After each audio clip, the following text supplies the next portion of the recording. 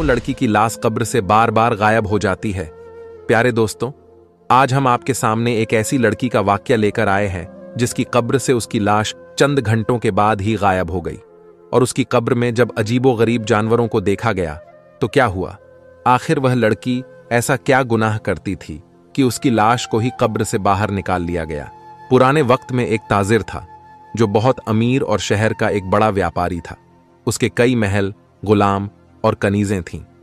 उस ताजिर के अपने फलों के बाग थे जिनकी तिजारत वह दूर दूर तक करता था। उस ताजिर की एक ही बेटी थी जिसका नाम नूरजहां था। ताजिर ने उसका नाम बड़े प्यार से रखा था क्योंकि अपनी शादी के कई सालों बाद वह लड़की पैदा हुई थी। ताजिर अपनी बेटी से बेहद मोहब्बत करता था। इसी कारण उसकी हर फरमाइश को पूरा करना वह अपना फर्ज समझता था। ताजिर की बीवी भी अपनी बेटी से बेइंतहा मोहब्बत करती थी और दोनों की जान अपनी बेटी में बसती थी। यही वजह थी कि इतने लाड़ प्यार, ऐशो आराम और दौलत में पली बढ़ी नूरजहां धीरे धीरे जिद्दी और मगरूर होती जा रही थी। अपने माता पिता के इस प्यार को देखकर उसमें एक अजीब सी खुदसरी, अहंकार पैदा हो गई थी। नूरजहां जब भी बाहर निकलती अपनी गर्दन गर्व और घमंड से ऊंची करके चलती। लोग उसे सख्त नापसंद करते थे क्योंकि नूरजहां अक्सर किसी न किसी बात पर गुस्सा होकर राहगीरों को सजा देने से भी नहीं डरती थी। उसके साथ उसके मुलाजिमों का एक लश्कर होता था जो उसके आदेश का पालन करते थे। ताजिर अपनी बेटी की जान को बहुत अजीज मानता था। यही वजह थी कि जब भी नूरजहां घर से बाहर निकलती उसके साथ कई मुहाफिज, रक्षक मौजूद होते थे। एक दिन इसी तरह नूरजहां बाजार में जा रही थी। वह अक्सर अपनी सहेलियों के साथ बाजार का दौरा करती थी। आज भी वह अपने मुलाजिमों के साथ बाजार घूमने गई थी। अचानक उसने सामने एक बूढ़ा व्यक्ति देखा जो उसकी तरफ देख रहा था। नूरजहां को उसका यह अंदाज बहुत बुरा लगा क्योंकि वह बेहद हसीन थी और अपने हुस्न पर उसे बहुत नाज था। नूरजहां ने अपने मुहाफिज को उस बूढ़े व्यक्ति को करीब बुलाने का हुक्म दिया और कहा, तुम्हारी हिम्मत कैसे हुई मुझे इस तरह देखने की? क्या तुम्हें मालूम नहीं मैं कौन हूं? नूरजहां के इस तरह कहने पर बूढ़ा व्यक्ति बोला, मुझे तो दिखाई भी नहीं देता तो मैं तुम्हें कैसे देख सकता हूं बेटी? यकीनन तुम्हें कोई गलतफहमी हुई है। बूढ़े के मुंह से बेटी का लफ्ज सुनकर नूरजहां का गुस्सा और बढ़ गया। वह गुस्से से बोली, क्या तुम यह कहना चाहते हो कि मैं झूठ बोल रही हूं? नूरजहां के गुस्से से भरे शब्दों पर उसके मुहाफिज आगे बढ़े और तभी नूरजहां ने हुक्म दिया, इस बूढ़े को ऐसा सबक सिखाओ कि इसे याद रहे कि इसने मेरी तरफ नजर उठाकर नहीं देखना और न ही मेरे सामने आना है। इतना कहकर नूरजहां रोब और दबदबे के साथ आगे बढ़ गई जबकि मुहाफिजों ने उस बूढ़े व्यक्ति को बुरी तरह पीटा। इतने में उस बूढ़े का बेटा वहां आ गया। उसने अपने पिता की यह हालत देखी और मुहाफिजों से उलझ गया। उसने कहा, आखिर तुम मेरे बाप को क्यों मार रहे हो? क्या तुम्हें अंदाजा नहीं कि वह गरीब और अंधा है? बूढ़े के बेटे, जिसका नाम उमर था, की बात सुनकर मुहाफिजों ने कहा, हम तो हुक्म के गुलाम हैं। हमें नूरजहां ने यह हुक्म दिया था और हम इसकी बात नहीं टाल सकते। उमर ने पूछा, यह नूरजहां कौन है? क्या यह वही लड़की है जो बहुत मगरूर और घमंडी है और जिसे अपने हुस्न पर नाज है, जिसने शहर के हर दूसरे शख्स का जीना हराम कर रखा है? मुहाफिजों ने जवाब दिया, हां, यह वही है। हम खुद इसके जुल्मों और सितम से बहुत तंग हैं। वह बेवजह किसी को भी डांट देती है, मार देती है और नौकरी से निकलवा देती है। उसका बाप उससे बहुत मोहब्बत करता है, इसी वजह से उसकी कोई बात नहीं टालता और इसी ने नूरजहां के अंदर यह घमंड पैदा कर दिया है। यह कहकर मुहाफिज उस बूढ़े से माफी मांगते हुए वहां से चले गए। उमर कुछ देर तक सोचता रहा और उसी दिशा में देखता रहा जिस तरफ नूरजहां और उसके मुहाफिज गए थे। नूरजहां की इस हरकत के बाद उमर ने ठान लिया कि वह नूरजहां को सबक जरूर सिखाएगा और उसके घमंड की सजा उसे जरूर देगा, क्योंकि नूरजहां ने उसके बाप के साथ बहुत गलत सलूक किया था। उसने उमर का दिल छलनी कर दिया था। उमर ने अपने बाप को वहां से उठाया और घर लाकर उसके जख्मों पर मरहम लगाने लगा। उमर का बाप गरीब और बूढ़ा था और अपने जख्मों की तकलीफ सहन नहीं कर पा रहा था, जबकि उमर लगातार उसकी तीमारदारी में मसरूफ रहा। 2-3 दिन बाद बूढ़े शख्स की हालत पहले से संभल चुकी थी और अब वह बेहतर महसूस कर रहा था। आज उमर घर से निकला। उसने सोच रखा था कि नूरजहां के साथ उसे क्या करना है। उमर अपने घर से निकलकर सीधा नूरजहां के महलनुमा घर में जा पहुंचा। उस वक्त शाम का अंधेरा फैलना शुरू हो चुका था और महल में कहीं कहीं मशालें जल रही थीं। उमर इधर उधर देखता हुआ सीधा नूरजहां के कमरे की तरफ बढ़ गया। उस कमरे में जरूरत की हर चीज मौजूद थी और ऐसी शानो शौकत और कीमती नायाब चीजें वहां थीं जिन्हें देखकर उमर हैरान रह गया। उस वक्त नूरजहां अपने बिस्तर पर आराम कर रही थी, लेकिन वह अभी जाग रही थी। उमर पर्दे के पीछे छिपकर उसे देखने लगा। नूरजहां ने गुलाबी रंग का लिबास पहन रखा था और वह बेहद खूबसूरत लग रही थी। उमर उसे देखता ही रह गया, लेकिन फिर जब उसे अपना मकसद याद आया तो वह आगे बढ़ा। तभी अचानक नूरजहां को एक सांप ने काट लिया। उमर ने यह सब देखा और वहां से निकल गया। नूरजहां के घर से निकलने के बाद उमर यूं ही बेमकसद सड़कों पर घूमता रहा और फिर रात को अपने घर लौट आया, जहां उसका बूढ़ा बाप उसका इंतजार कर रहा था। बाप ने फिक्र से पूछा, तुम कहां चले गए थे? तुम्हें पता भी है मैं तुम्हारी फिक्र करता हूं। अपने बूढ़े बाप की यह बात सुनकर उमर शर्मिंदा हो गया और कहने लगा, बाबा जान, बस यूं ही शहर में घूम रहा था। माफी चाहता हूं, आइंदा ख्याल रखूंगा। उमर की अदब से बात करने पर उसके बाप ने सिर हिलाकर उसकी बात मान ली और उमर अपने कमरे में चला गया। अगले दिन पूरा शहर एक नई कयामत का गवाह बना। बूढ़े ताजिर और उसकी बीवी को पता चला कि नूरजहां अपने बिस्तर पर मरी हुई पाई गई। नूरजहां की खास मुलाजिम ने यह खबर ताजिर को दी और यह सुनकर ताजिर जोर जोर से रोने लगा और अपना सिर दीवार पर मारने लगा। अपनी बेटी की मौत की खबर सुनकर ताजिर और उसकी बीवी गहरे गम में डूब गए। वे दोनों रोते रोते नूरजहां के कमरे की तरफ भागे, जहां बिस्तर पर नूरजहां की लाश पड़ी हुई थी। उसके जिस्म का सारा खून नीला पड़ चुका था और वह बेहोश और बेजान बिस्तर पर पड़ी थी। ताजिर ने शहर के बड़े बड़े हकीमों और तबीबों को बुलवाकर नूरजहां का मुआयना करवाया, लेकिन सच यही था कि नूरजहां इस दुनिया से रुखसत हो चुकी थी। ताजिर और उसकी बीवी इस सच्चाई को बर्दाश्त नहीं कर पा रहे थे। ताजिर के घर में मातम छा गया था और मौत के बाद जो सन्नाटा होता है वह पूरे घर में फैल गया था। ताजिर और उसकी बीवी गम में डूब गए थे। ताजिर ने अपनी बेटी को अगले ही दिन शहर के सबसे बड़े और महंगे कब्रिस्तान में दफन कर दिया। अपनी बेटी को इस तरह दफनाना ताजिर के लिए बेहद तकलीफदेह था, लेकिन अल्लाह की मर्जी के आगे उसने सिर झुका दिया। फिर भी उसके दिल को न तो सब्र था और न ही सुकून। नूरजहां को दफनाने के बाद ताजिर देर तक उसकी कब्र के सिरहाने बैठा रहा और फिर रोते रोते घर आकर अपने कमरे में बंद हो गया। नूरजहां उसकी इकलौती संतान थी और अब वह मिट्टी के नीचे जा चुकी थी। वह रात ताजिर पर बहुत भारी थी, लेकिन किसी को नहीं पता था कि अगली सुबह कौन सी नई कयामत लेकर आएगी। अगली सुबह जब ताजिर अपने कमरे में ही था, सारी रात जागने के कारण उसका सिर बहुत तेज दर्द कर रहा था और दिल गम से भरा हुआ था। तभी उसका एक मुहाफिज आया और कहने लगा, ऐ शेख, आपको पता है कि जब मैं सुबह नूरजहां बीबी की कब्र पर फूल चढ़ाने गया तो एक अजीब मंजर देखा। मुहाफिज के खौफ भरे लहजे को सुनकर ताजिर ने पूछा, क्या हुआ? किस तरह का मंजर? जल्दी बताओ, वरना मेरा दिल बैठ जाएगा। ताजिर के कहने पर मुहाफिज ने खौफ भरी नजरों से उसकी तरफ देखा और बोला, ऐ शेख, मैं जब वहां फूल चढ़ाने गया तो देखा कि बीबी की कब्र टूटी हुई थी और ताबूत गायब था। कब्र के अंदर कई जहरीले सांप और बिच्छू थे जो थोड़ी थोड़ी देर में अपना फन उठाते थे।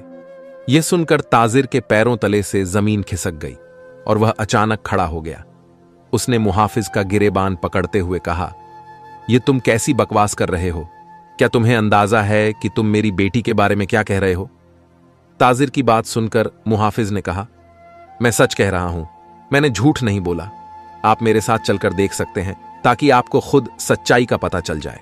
मुहाफिज की यह बात सुनते ही ताजिर उसी वक्त बेकाबू होकर अपने घर से निकला और सीधा कब्रिस्तान की तरफ चला गया। वहां पहुंचकर उसे इस बात की तस्दीक हो गई कि वाकई नूरजहां की कब्र टूटी हुई थी और उसके अंदर उसकी लाश मौजूद नहीं थी। कब्र के अंदर जहरीले सांप और बिच्छू घूम रहे थे। यह देखकर ताजिर फूट फूट कर रोने लगा और बोला, ऐ अल्लाह, यह किस गुनाह की सजा है? मेरी बेटी आखिर कहां चली गई? किसने मेरी बेटी के मुर्दा जिस्म को चुरा लिया? आखिर ऐसा बदबख्त कौन है? ताजिर वहीं बैठा रोता रहा और गिरिया आंसू जारी रखता रहा, लेकिन उसे यह समझ नहीं आ रहा था कि आखिर किसने यह सब किया है। तभी ताजिर ने मुहाफिज से कहा कि वह पूरे शहर का कोना कोना छान मारे और पता लगाए कि नूरजहां की लाश कहां ले जाई गई है। मस्जिदों में मुनादी घोषणा करवा दे और हर आने जाने वाले से पूछताछ करे। ताजिर के हुक्म के मुताबिक मुहाफिज ने शहर में हर शख्स से पूछताछ की। मस्जिदों में मुनादी करवा दी गई और हर व्यक्ति से नूरजहां के बारे में जानकारी ली गई, लेकिन किसी को इस बारे में कुछ भी नहीं पता था। न किसी ने नूरजहां की लाश देखी थी, न ही किसी ने उसे ले जाते हुए देखा था। इस बात से ताजिर बहुत हैरान और परेशान था। अगर कोई यहां से नूरजहां की लाश लेकर गया था तो किसी ने तो उसे देखा होगा, पर कौन था वह शख्स और लाश कहां ले गया, इसका किसी को कोई अता पता नहीं था। ताजिर ने एक भारी इनाम का ऐलान भी करवा दिया था, क्योंकि वह चाहता था कि उसकी बेटी की लाश का जल्द से जल्द पता चल सके। दूसरी तरफ नूरजहां की लाश उमर ले जा रहा था। जब उसने देखा कि जगह जगह पर नाकाबंदी हो गई है और हर राहगीर से पूछताछ की जा रही है, तो उमर थोड़ा सा परेशान हुआ। लेकिन फिर अचानक उसे एक ऐसी जगह का ख्याल आया जहां उसके अलावा कोई और नहीं जा सकता था। यह जगह उमर ने उस वक्त ढूंढी थी जब वह जादू का काम सीख रहा था और वहीं पर बैठकर वह अमल किया करता था। इसलिए उमर नूरजहां को लेकर सीधा उसी जगह पहुंच गया और उसे फर्श पर लिटा दिया। उस वक्त नूरजहां ने सफेद कपड़े पहन रखे थे और उसे देखकर उमर के दिल में अजीब सी भावनाएं उमड़ने लगीं। वह नूरजहां की लाश तो वहां ले आया था, लेकिन अब उसे समझ नहीं आ रहा था कि आगे वह क्या करे। जिस रात उमर नूरजहां के कमरे में दाखिल हुआ था, उसने एक जादुई अमल के जरिए नूरजहां के शरीर में सांप का जहर भर दिया था, जिससे नूरजहां का इंतकाल हो गया था। यह सिर्फ एक जादुई अमल था और इसके बारे में उमर के अलावा कोई और नहीं जानता था। उमर ने अपना काम पूरा करने के बाद वहां से निकल गया। वह नूरजहां को सबक सिखाना चाहता था और उसके लिए इससे बेहतर कोई रास्ता नहीं था। जब नूरजहां को दफना दिया गया तो रात में उमर उसे कब्र से निकालकर शहर से बाहर ले आया। उमर सिर्फ नूरजहां को उसके घमंड की सजा देना चाहता था, इसलिए उसने यह सब किया। कुछ देर बाद उसने जादुई तरीके से नूरजहां के शरीर से जहर को खत्म कर दिया और कुछ समय के बाद नूरजहां को होश आने लगा। वह अपना दुखता हुआ सिर पकड़े हुए कहने लगी, मैं कहां हूं? यह जगह कौन सी है? तभी नूरजहां की नजर उमर पर पड़ी। उसने गुस्से में उमर की तरफ देखा और कहा, तुम कौन हो?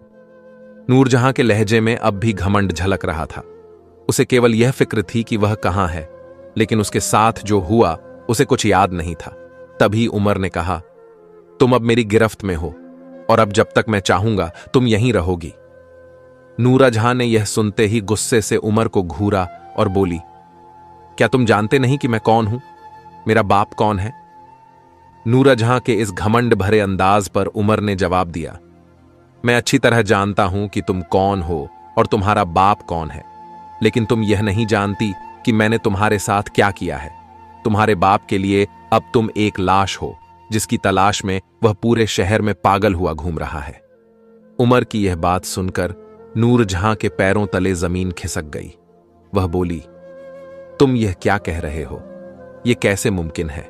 मैं तो जिंदा हूं, फिर मेरा बाप मुझे मरा हुआ कैसे मान सकता है? नूरजहां की बात सुनकर उमर हंस पड़ा और कहने लगा, तुम्हारा तो 2 दिन पहले ही इंतकाल हो चुका था।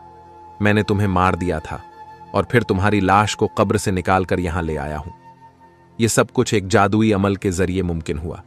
तुम नहीं जानती कि मैंने तुम्हें जादुई जहर के असर से कैसे मार दिया और फिर तुम्हारी लाश को यहां लेकर आया। अब मैंने तुम्हें दोबारा से जिंदा कर दिया है।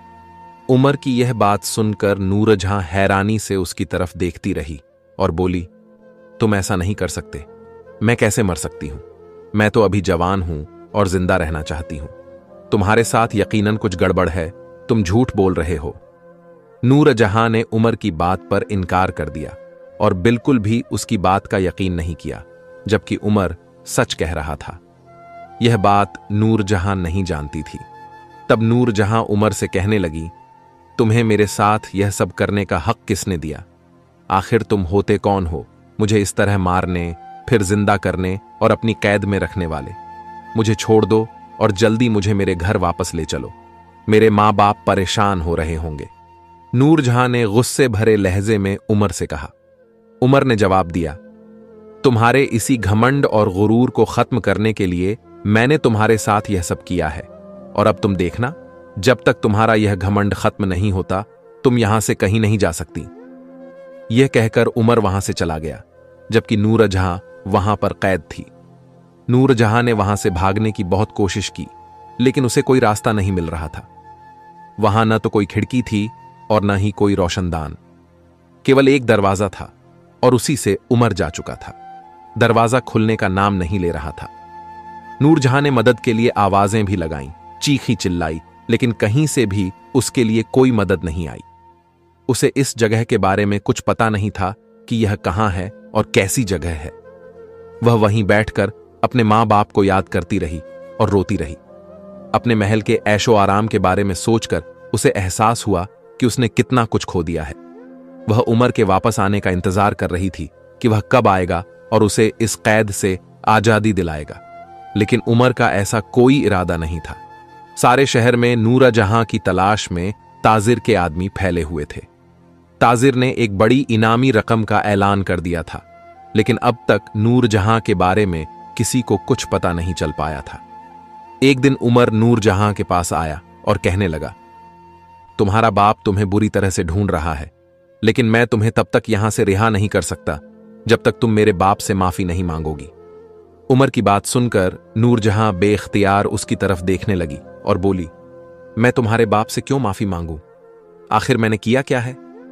नूर जहां तंग आकर बोली और उमर कहने लगा, यही तो तुम्हारा घमंड और गुरूर है। तुम्हारे इसी रवैये की वजह से मेरे बाप को तुमने बेवजह सजा दी और अपने मुहाफिजों से उसे पिटवाया। मेरे बाप को उस दर्द और पीड़ा में कई दिनों तक रहना पड़ा।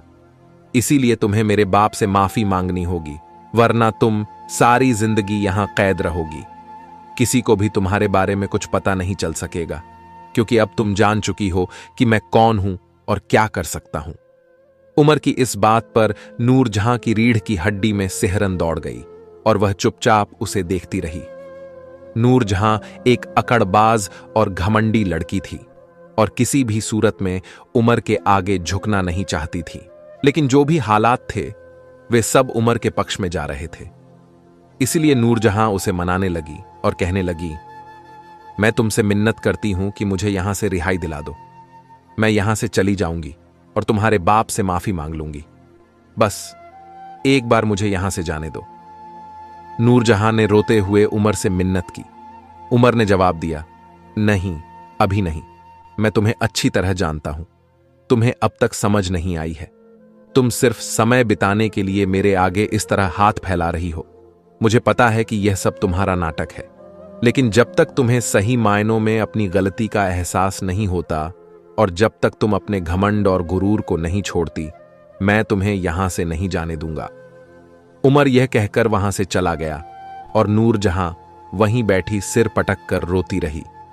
वह सोच भी नहीं सकती थी कि वह इतनी बड़ी मुसीबत में फंस जाएगी। हालांकि उमर के दिल में नूर जहां के लिए मोहब्बत के जज्बात पैदा हो गए थे। जिस दिन उसने नूर जहां को मुर्दा हालत में लाकर यहां लिटाया था, उसी दिन से उमर का दिल उससे जुड़ चुका था। लेकिन वह अपने बाप से धोखा नहीं कर सकता था, इसलिए नूरजहां को सजा देने के लिए किसी भी हद तक जाने के लिए तैयार था। कुछ दिन और गुजर गए।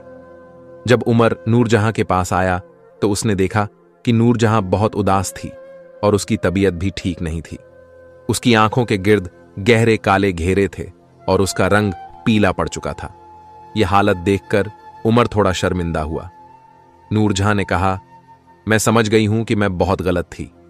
मैं लोगों के साथ इंसाफ नहीं करती थी और उनके साथ गलत रवैया रखती थी। तुम मुझे माफ कर दो और अपने बाप से भी मुझे माफी दिलवा दो। अब मैं ऐसा कुछ नहीं करूंगी। तुम चाहो तो मुझे इस कैद में रखो या वापस मेरे घर भेज दो। मुझे अब इससे कोई फर्क नहीं पड़ता। बस मेरे बाप को बता दो कि मैं जिंदा हूं और सही सलामत हूं, क्योंकि मुझे पता है कि मेरे बाप को मेरी चिंता पागल कर देगी। नूरजहां ने मिन्नत भरे अंदाज में यह कहा तो उमर बेख्तियार उसकी ओर देखने लगा, क्योंकि इस वक्त नूरजहां की आंखों में उसे सच्चाई नजर आ रही थी। उमर समझ गया था कि नूरजहां को अपनी गलतियों का एहसास हो गया है और वह अपने किए पर शर्मिंदा है। तभी उमर ने कहा, ठीक है, तुम अपनी तैयारी करो, मैं तुम्हें तुम्हारे घर छोड़ने चलूंगा। उमर के यह कहने की देर थी कि नूरजहां ने हैरत से उसकी ओर देखा, जबकि उमर बाहर खड़ा होकर उसका इंतजार करने लगा। महीनों बाद नूरजहां ने खुले आसमान का चेहरा देखा और ताजी हवा को महसूस किया। बेइख्तियार वह रोने लगी और अल्लाह का शुक्र अदा करने लगी कि वह जिंदा है और इन चीजों को फिर से महसूस कर सकती है। उमर ने खामोशी से उसे अपने घोड़े पर बिठाया और पूरे रास्ते चुपचाप उसे लेकर उसके घर की ओर चल पड़ा। रास्ते भर उमर ने कोई बात नहीं की। जब वे उसके घर के बाहर पहुंचे तो उमर ने कहा, मैंने तुम्हारा घमंड तोड़ने के लिए तुम्हें यह सजा दी थी, लेकिन मुझे नहीं पता था कि तुम मेरे दिल में इतनी जगह बना लोगी कि अब तुम्हारे बगैर रहना मेरे लिए मुमकिन नहीं होगा। तो मेरी मोहब्बत को कबूल करना। यह कहकर उमर ने अपने घोड़े को आगे बढ़ा दिया, जबकि नूरजहां वहीं खड़ी होकर उस दिशा में देखती रही जिधर उमर जा चुका था।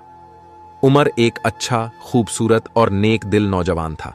अगर नूरजहां इतनी घमंडी न होती तो शायद पहले ही वह उमर के लिए गहरे जज्बात महसूस कर पाती। लेकिन अब उमर के इजहार ए मोहब्बत के बाद नूरजहां के दिल में भी उमर के लिए कुछ बदल चुका था। जब वह महल में दाखिल हुई तो सब लोग उसे देखकर हैरान रह गए। किसी को भी उसके जिंदा होने पर यकीन नहीं आ रहा था, क्योंकि ताजिर ने खुद उसे अपने हाथों से दफनाया था।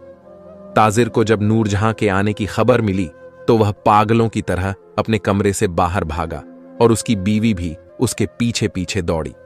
दोनों मियां बीवी ने जब नूरजहां को अपने सामने देखा तो बेइख्तियार सजदे में गिर गए। ताजिर रोते हुए अपनी बेटी को गले लगाकर जोर जोर से रोने लगा और कहने लगा, मेरी बच्ची, मेरी नूरजहां, तुम वापस आ गई हो, ये मेरे लिए बहुत बड़ी खुशी है। ताजिर की यह बात सुनकर नूरजहां भी रोने लगी। अपने आंसू पोंछते हुए नूरजहां ने कहा, जी अब्बा जान, ये सब आपकी मोहब्बत की वजह से ही हुआ है। नूरजहां ने संक्षेप में अपने साथ बीते हादसे के बारे में ताजिर को बताया, लेकिन उसने उमर के बारे में कुछ भी गलत नहीं कहा। अब उसके दिल में उमर के लिए गहरे जज्बात पैदा हो चुके थे और उसने ताजिर को यही बताया कि उमर ने उसकी मदद की और उसे ढूंढने में कामयाब हुआ।